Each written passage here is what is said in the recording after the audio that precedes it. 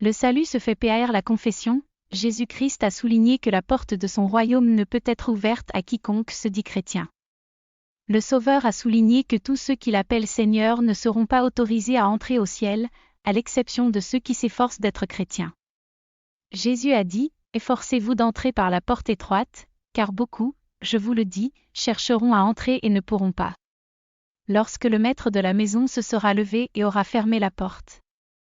Et que vous commencerez à vous tenir dehors et à frapper à la porte en disant, « Seigneur, Seigneur, ouvre-nous » et qu'il vous répondra, « Je ne sais pas d'où vous venez », alors vous commencerez à dire, « Nous avons mangé et bu en ta présence, et tu as enseigné dans nos rues. » Mais il dira, « Je vous dis que je ne vous connais pas, d'où vous venez.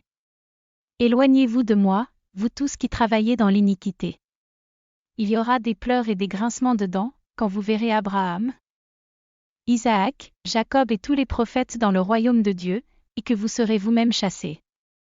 Ils viendront de l'est et de l'ouest, du nord et du sud, et s'assiéront dans le royaume de Dieu. Il y a en effet des derniers qui seront les premiers, et des premiers qui seront les derniers. Luc 13, 24-30.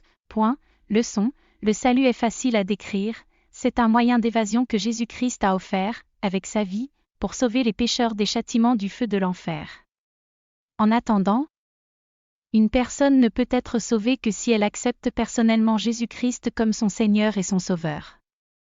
Il faut donc concevoir que le salut est personnel, qu'il ne peut être hérité et qu'il ne peut être obtenu au nom d'autres personnes. Chacun doit confesser personnellement Jésus-Christ et l'accepter comme Seigneur pour être accepté dans le royaume de Dieu. Cependant, il est possible qu'une personne aille régulièrement à l'église et ne soit pas sauvée. Aucune personne ne peut être sauvée par des activités chrétiennes, chacun doit confesser personnellement sa foi en Jésus-Christ pour être sauvé. La prière, cher Seigneur, je crois que Jésus-Christ est ton Fils qui est envoyé du ciel pour sauver les gens des châtiments du feu de l'enfer, c'est pourquoi je professe ma foi en lui.